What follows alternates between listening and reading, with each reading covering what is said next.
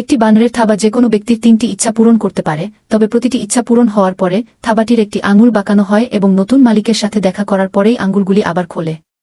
একজন বৃদ্ধা মহিলা যে তার পরিবারকে ধনী করতে চেয়েছিল তা পেয়ে পরের দিনই তার ঘাট ভেঙে গেল, কিন্তু সে মারা যাওয়ার পর তার স্বামী প্রচুর বীমার টাকা পেয়ে গেল এবং পরিবারটি সত্যিই ধনী হয়ে গেল। কিন্তু স্ত্রীর মৃত্যুর পর স্বামীর বেঁচে থাকাও কঠিন হতে থাকে।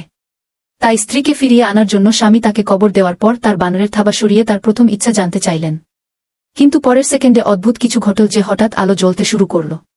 তিনি আসলে তার কণ্ঠে তার স্ত্রীর চিৎকার শুনতে পান। ব্যাপারটা হলো, ঘরের কোনায় তার স্ত্রীকে সে খুঁজে পায়নি। শব্দ শোনা গেল না, কিন্তু কাউকে দেখা গেল না। ওই রাতে বৃদ্ধা তার বাড়ির শ্মশানে কাজ করছিলেন।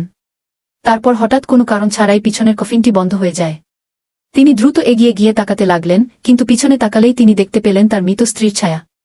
বুঝতে পেরে তার স্ত্রী সম্ভবত আবার জীবিত হয়েছে। তিনি তৎক্ষণাৎ গাড়িটি কবরস্থানে নিয়ে গেলেন এবং স্ত্রীর কবর খননের জন্য একটি বেলচা তুলে নিলেন। কিন্তু আশানুরূপ, খননের পর তিনি আসলে কফিনে তার স্ত্রীর কান্না শুনতে পান। তাকে ভয় দেখাও।